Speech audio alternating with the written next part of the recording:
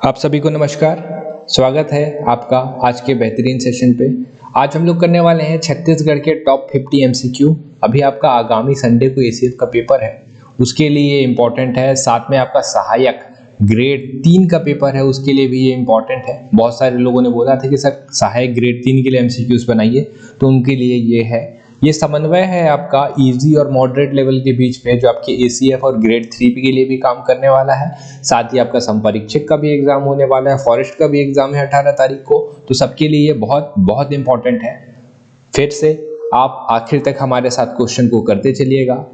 Question का जितना भी आ रहा है आप कमेंट करके जरूर बताइए और हमारे साथ करते चलिए। चैनल पे नए हैं तो चैनल को सब्सक्राइब कर लीजिए, बेल आइकन को भी दबाइएगा ताकि ऐसे कोई भी अपडेट जो हम डालें तो आपसे वो मिस ना हो। साथ में टेलीग्राम ज्वाइन नहीं किया तो टेलीग्राम ज्वाइन जरूर कर ले। वहाँ पे आपको नोटिफिकेशंस और जितने भी हमने वीडियोस डाले हैं उसका लिंक जो है आपको वहाँ पे प्रोवाइड हो जाएगा। और टेस्ट सीरीज तो हमारा चल ही रहा है, पिछले वीडियो में मैंने आपको बताया ही था। तो चलिए फिर आज का सेशन शुरू करते हैं। और आज हम लोग करते हैं छत्तीसगढ़ के टॉप 50 एमसीक्यूज। ये आपकी ज्योग्राफी, ट्राइब और हिस्ट्री तीनों से है, तो करके देखते हैं आपका इसमें कितना स्कोर आ पा रहा है। अभी हाल ही में आपने मंडी का एग्जाम भी दिया होगा, तो पता चलेगा कि अभी दिया हुआ है और बन कितना रहा है। चलिए शुरू करते हैं। और सबसे पहला क्वेश्चन है आपके लिए, सुशासन दिवस कब मनाया जाता है? 15 नवंबर, 15 सितंबर, 5 सितंबर या 25 दिसंबर? चलिए टिक कर लिया होगा अभी तक आपने। बहुत ज्यादा समय मैं आपको दूंगा नहीं, इसका सही आंसर हो जाएगा 25 दिसंबर। कारण पता है आपको, अभी हाल ही में अटल बिहारी वाजपेयी जी का इस दिन पे शायद जन्मदिन रहता है, तो केंद्र सरकार ने 25 दिसंबर को सुशासन दिवस के तौर पे घोषित कर दिया है। छत्तीसगढ़ की प्रथम महिला मंत्री कौन थी? पद्मावती देवी, श्रीमती गीता देवी सिंह, मिनी माता या इनमें से कोई नहीं? तो छत्तीसगढ़ की प्रथम महिला मंत्री पूछेगा तो आपको टिक करना है श्रीमती गीता देवी। अगर पहली सांसद पूछता तो होता आपका मिनी माता। ठीक है। छत्तीसगढ़ में साल वनों का द्वीप किस क्षेत्र को कहा जाता है? कोंडागांव, नारायणपुर, बस्तर या दंतेवाड़ा? तो छत्तीसगढ़ में साल वनों का जो द्वीप है वो कहा जाता है, बहुत ज्यादा मिलते हैं, वो है आपके बस्तर को। ठीक। साल कितने हैं छत्तीसगढ़ में पूरे पूछेगा तो ये आपके 40.56%, जितने भी वन है उसके 40.56% में आपको साल वन देखने को मिलेंगे। और ये कोंडागांव जो ऑप्शन है ना, इसको भी ध्यान रखिएगा, यहाँ पे एकदम सुप्रीम क्वालिटी का साल का वृक्ष जो है आपको कोंडागांव में ही मिलेगा। नारायणपुर में यहाँ पे आपका ये सौगान का जो साल और सौगान बच गया ना, नारायणपुर में अच्छी क्वालिटी के वो मिलते हैं। निम्नलिखित अभयारण्यों को उचित जोड़ी में सम्मिलित करिए। तमोर, पिंगला, बादलखोर, उद्यंती, अचानकमार, मुंगेली, गरियाबंद, सूरजपुर और जसपुर। तो ऐसे क्वेश्चंस को आप क्या करिएगा ना, ऑप्शन मत देखिए, यहीं से मिलाने का कोशिश करिए, तब आपका आंसर आएगा। चलिए कोशिश करके देखिए, फिर मैं बताता हूँ इसका सही आंसर क्या निकल के आता है। चलिए अभी तक आपने कर लिया होगा, हम लोग करके देखते हैं। हमको पता है कि बादलखोर जो है वो जसपुर पे है, तमोर, पिंगला, उद्यंती गरियाबंद में मिलेगा आपको। यहाँ पे मोर बहुत ज्यादा है। अचानकमार मुंगेली, बिलासपुर के पास, तो तमोर पिंगला बच गया, ये आपका सूरजपुर। तो पहले आपको क्या मान ले, पहले का सी होना चाहिए। चलिए देखें पहले का सी कहाँ है। पहले का सी यहाँ पे है और पहले का सी यहाँ पे है। चलिए ठीक है। फिर हमको चाहिए बादलखोर, मतलब दूसरे का डी चाहिए। दूसरे का डी यहाँ पे है, दूसरे का डी यहाँ पे है। चलिए ठीक है, कोई बात नहीं। तीसरा देखिए उद्यंती गरियाबंद, थर्ड का बी चाहिए, तो थर्ड का बी यहाँ पे, मतलब आपका सही आंसर ये हो जाएगा। ऐसे क्वेश्चंस आपको मिलते हैं, याद रखिएगा। दो ऑप्शन में आप कंफ्यूज होंगे कि ये जो लास्ट वाला चीज है ना, ये आपका आंसर लेके आएगा। आपको चौथा पता रहता तो भी निकल के आ जाता है ना। ऐसे क्वेश्चंस मिलते हैं। बस्तर संभाग की संपर्क भाषा क्या है? छत्तीसगढ़ी, हल्बी, सादरी या गोड़ी? तो ये आपको याद रखना है, ये पहले भी पूछा हुआ है। हल्बी इसका सही आंसर है। गोड़ बहुत ज्यादा वहां पे मिलेंगे आपको, लेकिन गोड़ी वहां की संपर्क भाषा नहीं है। छत्तीसगढ़ में भारतीय मानक समय रेखा इनमें से किस जिले से होकर नहीं गुजरती है? जांजगीर चांपा, महासमुंद, बलौदाबाजार या धमतरी? तो देखिए भारतीय मानक समय रेखा जो है हमारा, वो है आपका 82 डिग्री 5 मिनट। ये भारत में देखेंगे तो ये इलाहाबाद से होके गुजरती है और नीचे छत्तीसगढ़ की तरफ आती है। तो जब नीचे छत्तीसगढ़ की तरफ होके आती है ना ये, तो ये जो भारतीय मानक समय रेखा है ये आपका जांजगीर चांपा, महासमुंद बलौदा बाजार से गुजरती है, लेकिन आपका धमतरी जो है ऐसा जगह हो जाता है जहां से ये नहीं गुजर पाती। तो इसका सही आंसर हो जाएगा धमतरी। 82 degree 5 minute. आप लोगों के लिए एक क्वेश्चन है, एक है जीएमटी बोलते हैं हम लोग, ग्रीनविच मीन टाइम। हम लोग का जो भारतीय मानक समय रेखा है वो जीएमटी यानी कि ग्रीनविच मीन टाइम से कितना आगे है? आगे है ना, सूरज तो पहले उगता है हमारे पास या पीछे है, जो भी है, लेकिन कितने का डिफरेंस है? छत्तीसगढ़ की सबसे लंबी सीमा को छूने वाला राज्य, लंबी सीमा को छूने वाला राज्य कौन है? मध्य प्रदेश, महाराष्ट्र, झारखंड या उड़ीसा? तो इसका सिंपल सा आंसर हो जाएगा उड़ीसा। अगर हम लोग यहाँ पे छत्तीसगढ़ का ऐसे करके एक रफली छोटा सा मैप बना ले, ठीक, तो ये जसपुर यहां से लेके सुकमा इतने हिस्से को उड़ीसा टच कर लेता है। देख लीजिए, सबसे ज्यादा तो यही हो गया ना। एमपी के साथ क्या है, ये बलरामपुर से लेके आपका यहाँ राजनांदगांव तक, फिर भी पूरे हिस्से को नहीं छू पा रहा है। ठीक है, तो ये सबसे बड़े दो हैं आपके, पहले तो उड़ीसा, उसके बाद दूसरे नंबर पे एमपी आना चाहिए। तो इसका वैसे सही आंसर हो जाएगा उड़ीसा, क्योंकि सबसे लंबा तो यही है। छत्तीसगढ़ राज्य का सबसे ऊंचा भाग है जारंग पाट, जमीर पाट, जसपुर या सामरी पाट? इसका सही आंसर मिलेगा आपको सामरी पाट। कारण क्या? गौरलाटा। गौरलाटा छत्तीसगढ़ का सबसे ऊंचा चोटी 1225 मीटर। जब सबसे ऊंचा चोटी है तो सबसे ऊंचा भाग भी तो यही हुआ ना। ठीक है, निम्नलिखित नदियों को उनके लंबाई के अनुसार सम्मिलित करिए या जमाइए। हसदेव, मांड, सबरी और अरपा। ठीक है, आपको बताना है, ऑप्शन देखिए और वीडियो चाहे तो पॉज कर लीजिएगा और ट्राई करके देखिए आंसर को। चलिए, हो सकता है अभी तक आपने कर लिया हो। हमको पता है कि हसदेव नदी 176 किलोमीटर, तो पहले का सी चाहिए मेरे को, पहले का सी चाहिए। चलिए ठीक है, पहले का सी हो गया। मांड आपका 155 किलोमीटर ये निकलता है मेन पार्ट से, तो दूसरे का डी चाहिए, तो दूसरे का डी, ये देखिए यहाँ पे भी मेल खा रहा है। चौथे का ए या बी से काम हो जाएगा, अरपा नदी जो है वो होना चाहिए 100 किलोमीटर, तो अरपा नदी ये रहा 100 किलोमीटर, मतलब ए का चाहिए 4, ए का चाहिए 4, तो आंसर हो जाएगा ये। ठीक है, अगला, अलबक्का पहाड़ी किस जिले में स्थित है? बहुत पूछा हुआ क्वेश्चन है, पीएससी ने भी पूछा है। दंतेवाड़ा, नारायणपुर, बीजापुर या बस्तर? तो इसका सही आंसर हो जाएगा बीजापुर। निम्नलिखित को पढ़िए, छत्तीसगढ़ के उत्तर में पहाड़ी पाट है। चलिए, हो सकता है कैमूर पर्वत श्रृंखला विंध्याचल पर्वत श्रेणी का भाग है। छत्तीसगढ़ का मध्य भाग पंखाकार आकृति में है। केशकाल घाटी बस्तर के पठार की पूर्व सीमा में है। ठीक है, चलिए देखते हैं कूट मिला के। आप वीडियो को पॉज करके ट्राई करके देखिए इसे। पहला, छत्तीसगढ़ के उत्तर में पहाड़ी भाग है। जी हाँ, बिल्कुल है। पाट प्रदेश, पहाड़ी प्रदेश उधर ही तो है, पानी भी ज्यादा गिराते हैं, तो पहला सही हो जाएगा, मतलब ये वाला गलत हो गया। कैमूर पर्वत श्रृंखला विंध्याचल पर्वत श्रेणी का भाग है। कैमूर पर्वत श्रृंखला कहाँ है? आपका ऊपर के साइड पे, और ऊपर के साइड पे आपका विंध्याचल भी है, तो ये वाला पार्ट भी सही है। ठीक, 1 और 2 तो डेफिनेटली सही है। अब छत्तीसगढ़ का मध्य भाग पंखाकृत में है, सही है, पंखाकृत में है ही ना ये, तो 1 2 3 आपको सही चाहिए, तो ये तो हो सकता है, मतलब ये वाला भी हट जाएगा। तो आपका 2 ऑप्शन बच रहे। ऐसे बहुत क्वेश्चन मिलेंगे, याद रखिएगा आप, पीएससी दे, एसीएफ दे या व्यापम का पेपर दे, कि 2 ऑप्शन में आप फंसे। केशकाल घाटी बस्तर के पठार के पूर्व सीमा में। देखिए, बस्तर का नीचे वाला हिस्सा अगर हम लोग बनाए, ये यहाँ पे है आपका कोंडागांव का केशकाल घाटी, और यहाँ पे है आपका बस्तर। तो केशकाल घाटी बस्तर की पठार के पूर्व सीमा पे है। बस्तर का पठार या तो इधर होगा या तो इधर होगा, तो पूर्व कहाँ हुआ? पूर्व तो इधर होगा ना, कहाँ हो रहा है? नहीं हो रहा है, मतलब चौथा आपका गलत है। चौथा गलत है, तो 1 2 3 सही निकल के यहाँ पे आ जाता है। ठीक है, तो ऐसे कॉन्सेप्चुअल क्वेश्चन के लिए भी तैयार रहिएगा। व्यापम ने भी अपनी कमर कस ली है, क्वेश्चन अच्छे दे रहे हैं वो। निम्नलिखित को सही जोड़ी में जमाइए। लाल पीली मिट्टी, काली मिट्टी, लेटराइट या लाल बलुई मिट्टी? तो काली मिट्टी में मेरे को पता है क्या होता है। काली मिट्टी में मैं कपास उगा सकता हूँ, कपासी मिट्टी बोलते हैं ना इसको, तो मेरे को 2 का तो डी चाहिए भाई। 2 का डी उठाइए, 2 का डी, ये रहा 2 का डी, तो 12 का जो है आपका बी नंबर सही हो जाएगा। ऐसे आपको आंसर निकालना है। छत्तीसगढ़ में सर्वाधिक वर्षा होती है, कहाँ होती है? मैकाल श्रेणी, नारायणपुर, जसपुर या सरगुजा?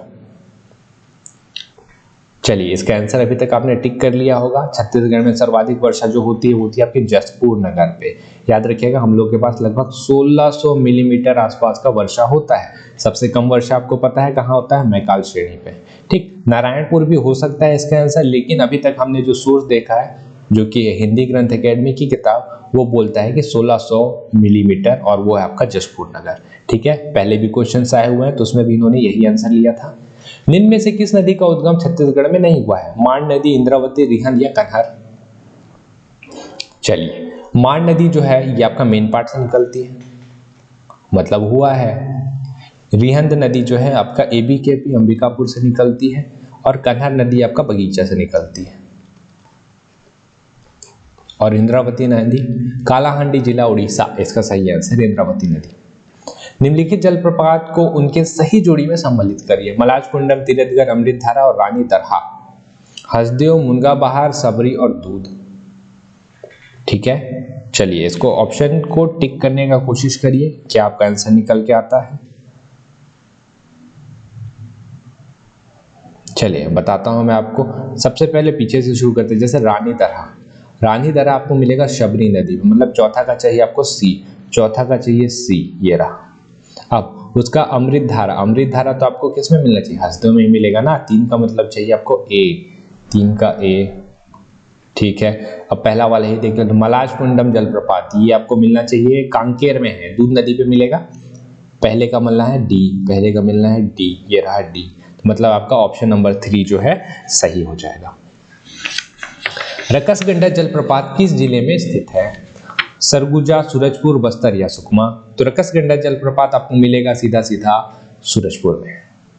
अगला, छत्तीसगढ़ राज्य में सिंचित स्रोतों को घटते क्रम में जमाइए, मतलब सबसे ज्यादा से कम लाना है। ऑप्शन है आपके पास, वीडियो को पॉज करिए और ट्राई करके देखिए इसे।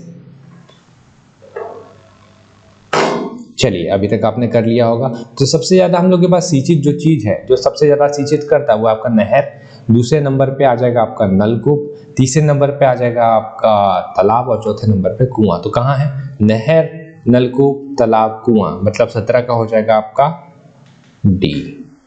ठीक है, छत्तीसगढ़ में कुल कितने टाइगर रिजर्व हैं? 3, 4, 6 या इनमें से कोई नहीं? तो छत्तीसगढ़ में आपको कुल, पहले तो 3 थे, अब 4 टाइगर रिजर्व मिलेंगे। सबसे पहला आपका इंद्रावती, इंद्रावती, ठीक, और एक है आपका अचानक कमार, एक है आपका ये गरियाबंद में पड़ेगा आपका उदयंती, और एक और है कोई, उसको मिला के बनाया गया है, और चौथा अभी आपका गुरु घासीदास, इसे टाइगर रिजर्व घोषित किया गया है, सूरजपुर वाला। तो 4 हो गया है। छत्तीसगढ़ का प्रथम महाविद्यालय है? इंदिरा कला एवं संगीत विद्यालय, राजकुमार कॉलेज, पंडित नेहरू चिकित्सा महाविद्यालय या छत्तीसगढ़ महाविद्यालय?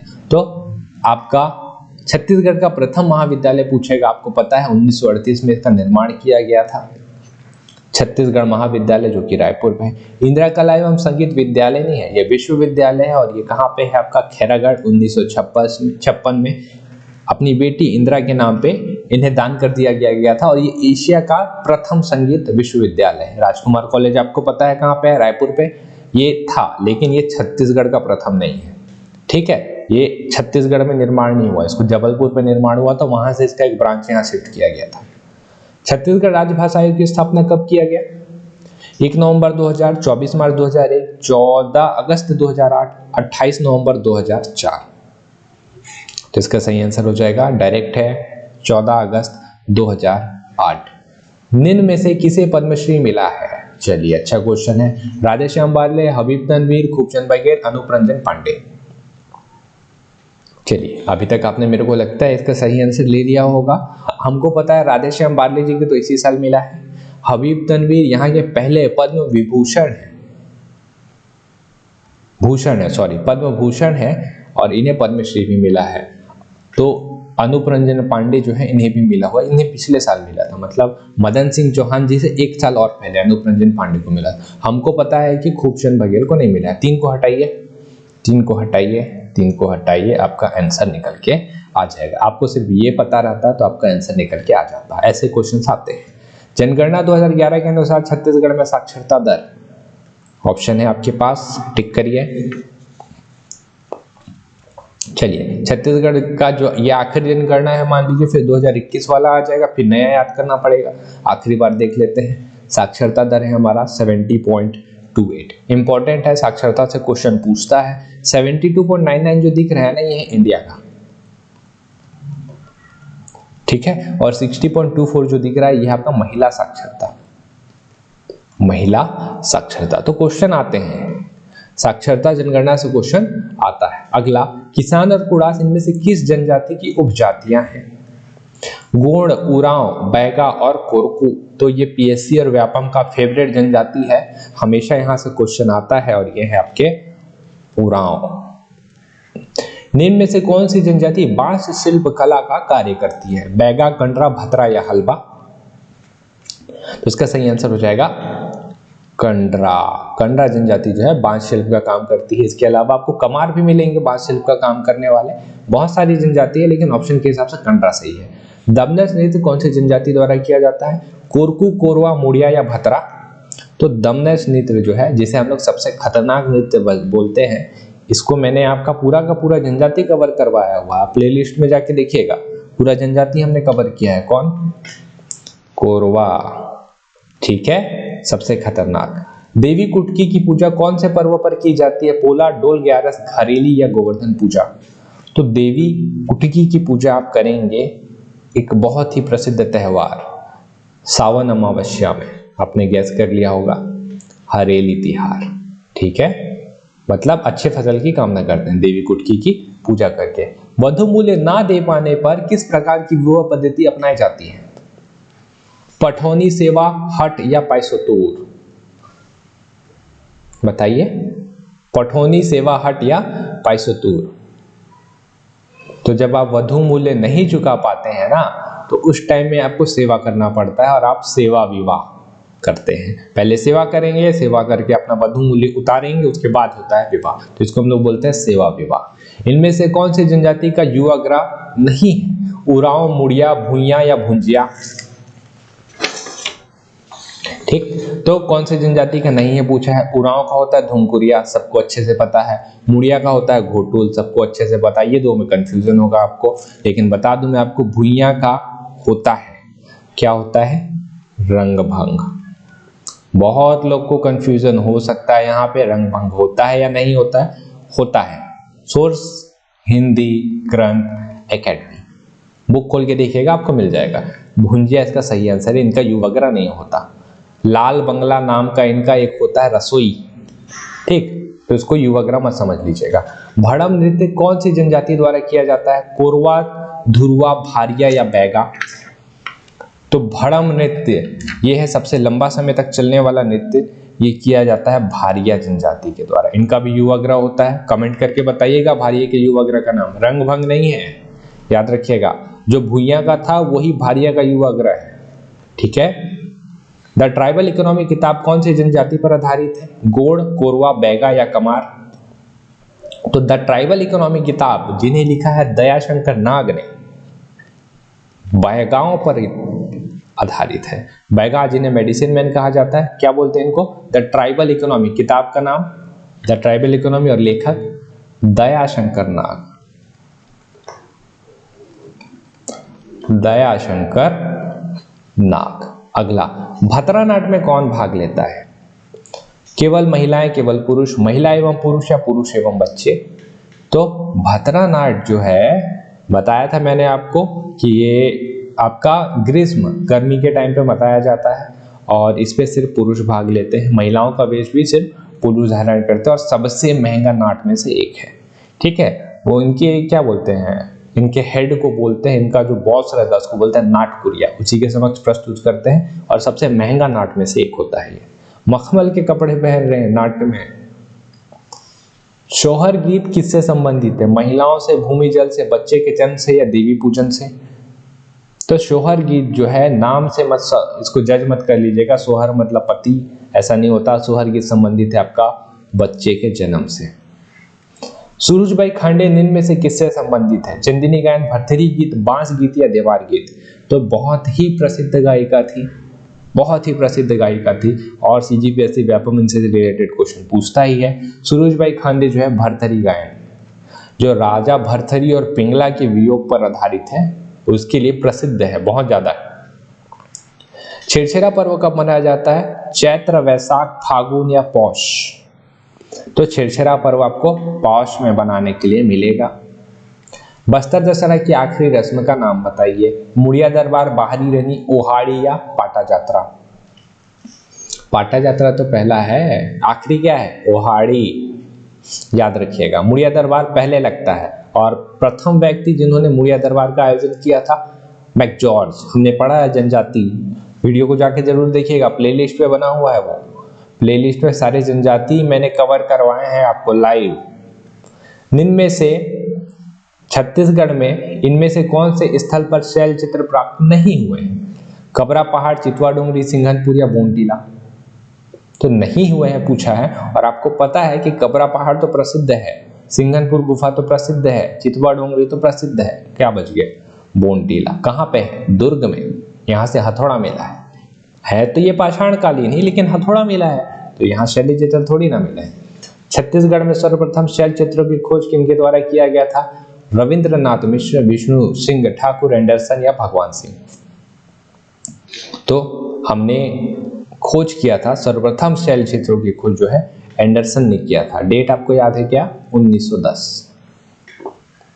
हीरापुर कौन से स्थल का पुराना नाम है? रायपुर, सिरपुर, रतनपुर या आरंग। तो हीरापुर बोल लीजिए, मणिपुर बोल लीजिए और कुबेरपुर बोल लीजिए, सब आपकी का एक ही जगह का नाम है, रतनपुर, जिसकी ख्याति समय के साथ खो गई। और ये याद रखिएगा ना, सिरपुर, रतनपुर, आरंग, ये जो है ना छत्तीसगढ़ के सबसे पुराने स्थलों में से एक है। ठीक है, सबसे पुराने स्थलों में से एक। राजीव लोचन मंदिर का निर्माण कौन से नल शासक के द्वारा करवाया गया है? भवदत्त वर्मन, स्कंद वर्मन, विलासतुंग या भीमसेन देव। तो राजीव लोचन मंदिर जो कि राजिम में है, राजिम शिलालेख से इसके बारे में पता चलता है, और ये भी पता चलता है कि विलासतुंग ने इसका निर्माण करवाया था। टाइम था आपका 7वीं शताब्दी। परम महेश्वर की उपाधि किसने धारण की थी? महाशिवगुप्त, बालार्जुन, कलिंगराज, तीवरदेव। बताइए कूट। 1-1-2, 1-2-3, 1-3। तो दो ही लोग थे, हमको हिस्ट्री में पता है, लेकिन कौन दो लोग थे? जब आपको दो लोग पता चल गया ना, तो आप दो ऑप्शन तो ऐसे ही हटा देंगे। अब बताइए 1-2 या 1-3। इसका सही आंसर है महाशिवगुप्त और कलिंगराज, मतलब 1-2। 40 का हो जाएगा आपका 1-2। अगला, महाशिवगुप्त बालार्जुन ने किस शासक के अधीन शासन किया था? ये अच्छा क्वेश्चन है। नरसिंह वर्मन, पुलकेशिन द्वितीय, हर्षवर्धन, किसी के अधीन नहीं किया था। वीडियो को पॉज करिए और एक बार अटेम्प्ट करके देखिए।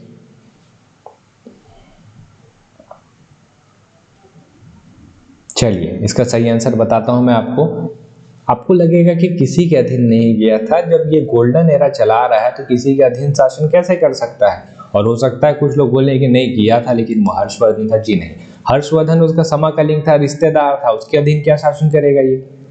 दोनों को हराने वाला कौन था? महाशिवगुप्त बालार्जुन और हर्षवर्धन, दोनों को हराने वाला था पुलकेशिन द्वितीय। इसका जो ऐहोल प्रशस्ति है उससे पता चलता है कि हर्षवर्धन और महाशिवगुप्त बालार्जुन दोनों को रेवा नदी के किनारे हराया था बुला के।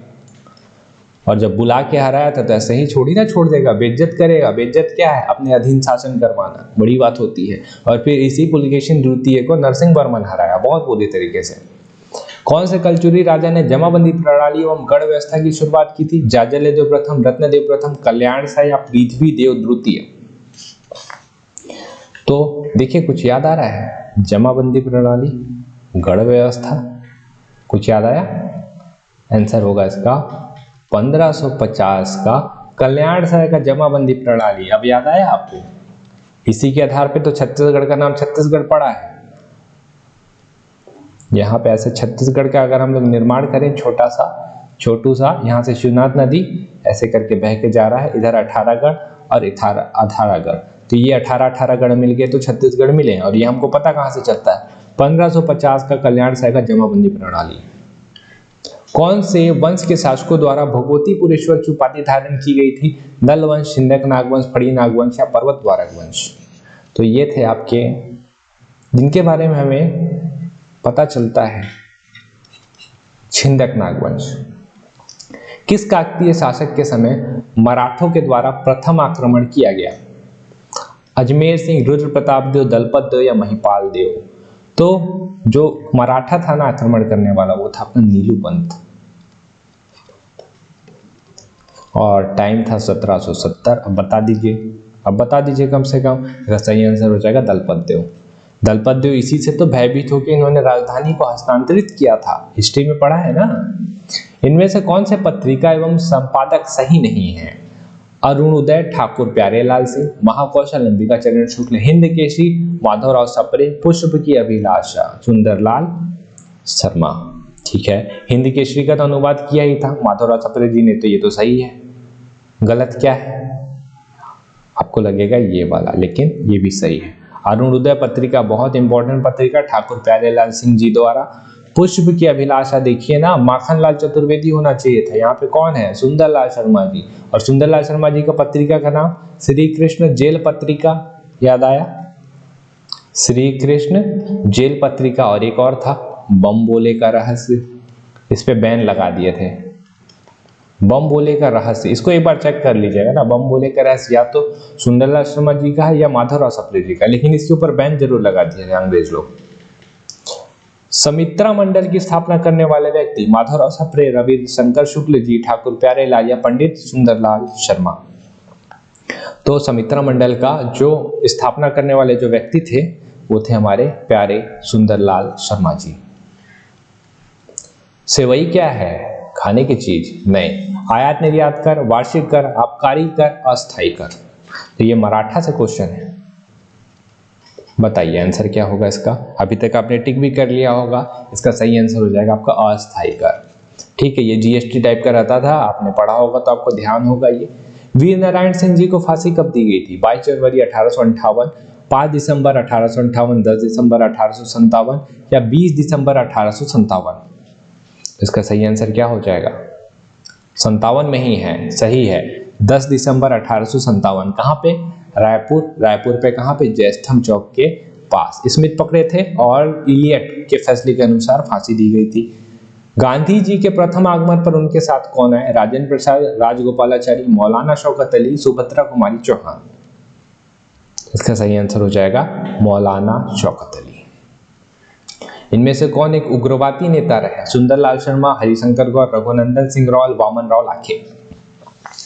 टिक करिए, आसान आंसर है ये, तो आराम से बन जाएगा। चलिए, अभी तक कर लिया होगा आपने। इसका सही आंसर है रघुनंदन सिंह रावल जी। 1942 में जब भारत छोड़ो आंदोलन चल रहा था, गए, मिट्टी तेल तो था ही, गए कचहरी में आग लगा दी। वापस आए, जेल वाले पकड़ लिए, मतलब पुलिस वाले पकड़ लिए, अंदर लेके गए, वापस आए, मिट्टी तेल बचा ही हुआ था, नगर पालिका भवन में आग लगा दी। तो सबसे उग्र नेताओं में से एक थे ये। ठीक है, ये हैं आपके पूरे के पूरे 50 क्वेश्चन। ये 50 क्वेश्चन जो है आप रिपीट में देखिए, आपको ईसीएफ के एग्जाम में, सहायक ग्रेड 3 और फॉरेस्ट का एग्जाम हो या सम परीक्षण, चारों एग्जाम में, और एसआई भी तो है, एसआई के एग्जाम में, चारों एग्जाम में आपको हेल्प करेगा। आशा करता हूँ ये सारे क्वेश्चंस आपको पसंद आए होंगे। ये क्वेश्चन जो है ना, ये हमारे इसका जो पीडीएफ जो रहेगा हमारे पेड ग्रुप के स्टूडेंट्स को मिल ही जाएगा, जिसका प्राइस है 499। इसके बारे में मैंने आपको लास्ट वीडियो में बताया था। डिटेल देखना होगा तो आप डिस्क्रिप्शन बॉक्स में नीचे डिटेल देख सकते हैं। ये सीजीपीएससी प्री का टेस्ट का प्राइस है, लेकिन इस पे मैं जितने भी आपको यूट्यूब में जितने भी मैं एमसीक्यूज डालूंगा उसके पीडीएफ आपको इस 499 के प्राइस में जब तक फरवरी का एग्जाम नहीं होता तब तक मिलते रहेंगे। तो फरवरी के एग्जाम तक में जितने भी पीडीएफ डालेंगे, बहुत सारे पीडीएफ डालेंगे, मतलब अच्छा खासा प्रैक्टिस करवा दूंगा मैं आपका। तो सारे पीडीएफ जो आपको इस 499 के प्राइस में अवेलेबल हो जाएंगे। ऑफर है आपका 5 तारीख तक। डिटेल आप चेक कर लीजिए। ठीक है, हो सकता है आपको सीजीपीएससी ना देना हो, लेकिन अगर आपको क्वेश्चंस अच्छे लगते हैं तो पीडीएफ के लिए भी ये प्राइस पे करके हम लोग से सब्सक्रिप्शन ले सकते हैं। बाकी हम लोग मिलेंगे अगले वीडियो पे और अच्छे क्वेश्चंस के साथ। पढ़ते रहिए, कोई भी डाउट होगा कमेंट करके जरूर बताइएगा, कुछ शिकायत भी होगा हो सकता है, कमेंट करके जरूर बताइएगा। मिलेंगे हम लोग अगले वीडियो पे, तब तक के लिए आपका बहुत बहुत धन्यवाद।